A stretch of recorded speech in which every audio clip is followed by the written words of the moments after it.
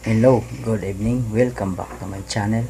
Let's Mix TV na naman. Sa mga beginners, sundan at pagpraktisan ng maigi. Yan. Kanta ni Jason Dacal, Para sa Akin ang title. Okay?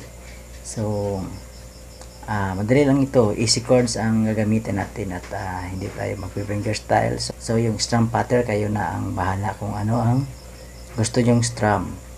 Para sa akin ay yung strum na gamitin ko ay yan, isang down, isang up. Easy chords lahat. Yan, so intro. So guys, hindi ko kakantahin ng straight na, baka makapiright tayo. So dahan-dahan lang yung kanta ko. Medyo malumanay lang siya. Hindi natin kukopyahin yung original na kanta. Yan. Intro, dahan-dahan lang. May nalagay ako na chords at lyrics dyan. So, tama yan at pwede nyo kopyahin sa notebook, sulat nyo at pagpraktisan araw-araw. So, start. Intro. C.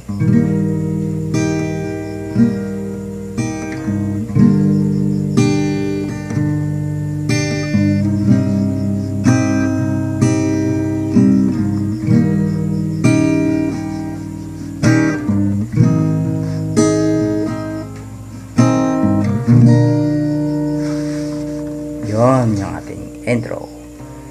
Verse 1. Kung ikaw ay magiging akin, di ka na muling luluha pa. Pangakong di ka lulukuhin ng puso kong nagmamahal. Yon. Verse 1. Verse 2, ganun pa rin yung chords. Kung ako ay papalarin, na ako'y iyong mahal na rin, pangakong ikaw lang ang iibigin, magpakailanman. Kukoros na. So, C.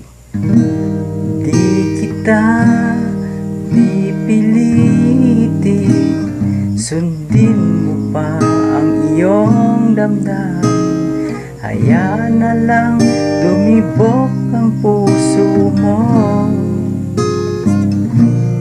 para sa akin. Ayon yung ating chorus. So, easy chords pa rin. Verse 3 na. Verse 3, ganun pa rin sa verse 1, verse 2, pagkalintulad lang ang kanilang chords. So, kung ako ay mamalasin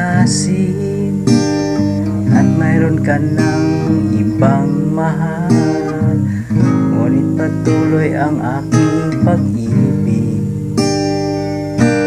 magpakailanman. Ulit sa chorus. Di kita pipilitin, sundin mo pa ang iyong damdamin. Yan na lang tumibok ang puso mo.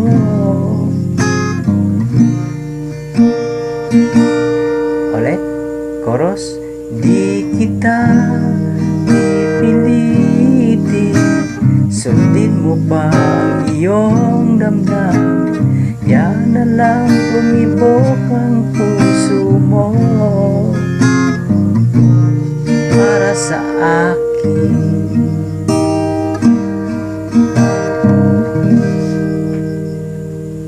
Yon. So lahat yan easy chords, kayang sundan mga beginners. Ayan, practice na.